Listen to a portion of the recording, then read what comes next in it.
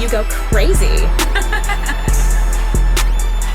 Друзья, всех приветствую! Сегодня в этом обзоре мы с вами рассмотрим 3 новых аудиофильских кабеля для внутриканальных наушников от компании Kulimi. И, конечно же, как всегда, поговорим с вами о самом главном, о том, как именно они влияют на звук и для каких наушников они лучше всего подойдут. Погнали! Ну и смотрите, друзья, эти кабели получили коннекторы 2 пин и балансный штекер на 4,4 мм джек и используют качественную, но слегка отличающуюся фурнитуру. И первый кабель это Kulimi 11 стоимостью около 5000 рублей прямо сейчас на AliExpress. И это 4-жильная модель с очень необычным внешним видом, удобная в использовании и выполнена из посеребренного ОЦЦ плюс синий посеребренный монокристаллический медный провод и кевларовое волокно. А следующая модель называется Kulimi Nirvana и стоит этот кабель уже около 4000 рублей. И этот кабель тоже получил качественное 4-жильное исполнение и использует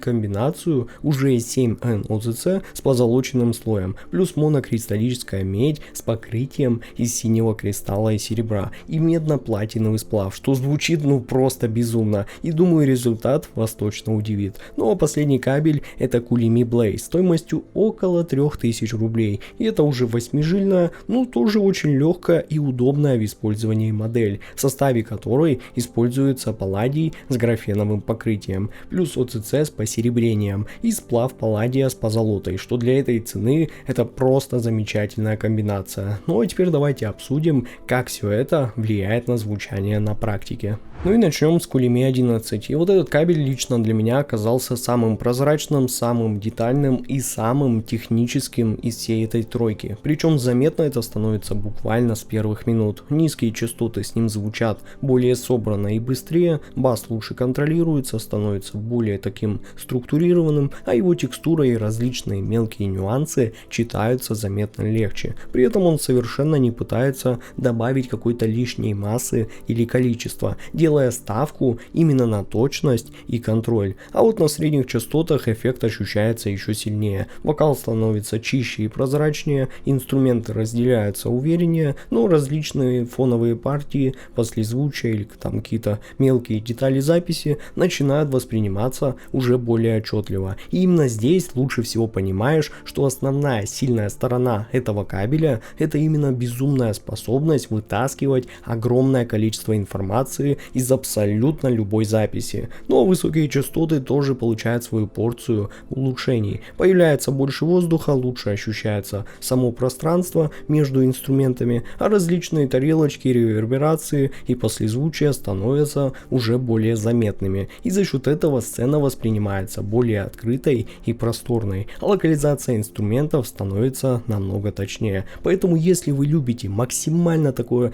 прозрачное, детальное и очень информативное звучание, то именно в этом плане Kulimi 11 понравился мне больше всего, поэтому смело берите его на заметку. Ну а дальше идет Kulimi Nirvana, и вот здесь характер подачи уже заметно отличается. И если после Kulimi 11 переключиться на Nirvana, то первое, что бросается в глаза, это уже более плотное, насыщенное и очень теплое звучание. Низкие частоты становятся массивнее и весомее, бас приобретает больше тела и плотности, сохраняя при этом хороший контроль и разборчивость. При этом он не становится каким-то медленным или раздутым, а просто начинает ощущаться уже более основательным и насыщенным, что будет очень полезно на как раз таки изначально не басовитых или легких и сухих по подаче наушниках. А вот средние частоты заметно так прибавляют в телесности, за счет чего вокал становится как бы ближе и эмоциональнее, а инструменты звучат уже более насыщенно, а сама подача воспринимается более цельной и музыкальной. При этом детализация в случае этого кабеля никуда не исчезает, просто она уже не пытается так постоянно как бы привлекать к себе внимание, как это делает Kulimi 11, поскольку высокие частоты здесь также будут чуть мягче и спокойнее. Да, они по-прежнему хорошо проработаны и информативны, но подаются уже куда более комфортно, за счет чего Nirvana отлично подходит именно для длительного прослушивания, когда вам хочется не анализировать, так скажем, музыку, да, а просто получать удовольствие от самого процесса. И именно поэтому лично мне вот этот кабель показался самым универсальным из всей тройки. То есть под самые разные попадающие наушники он заходит всегда прям отлично. Ну и наконец Kulimi Blaze. И вот это уже самый плотный, самый насыщенный и самый эмоциональный кабель из всех трех моделей. И первое, что обращает на себя внимание, это низкие частоты. Они становятся более весомыми, более панчевыми и более физически ощутимыми. Удары приобретают дополнительную плотность, басовые партии звучат увереннее, но сама музыка начинает восприниматься более масштабной и энергичной. А вот средние частоты в его случае становятся заметно насыщеннее. Вокал получает больше массы и телесности, инструменты звучат крупнее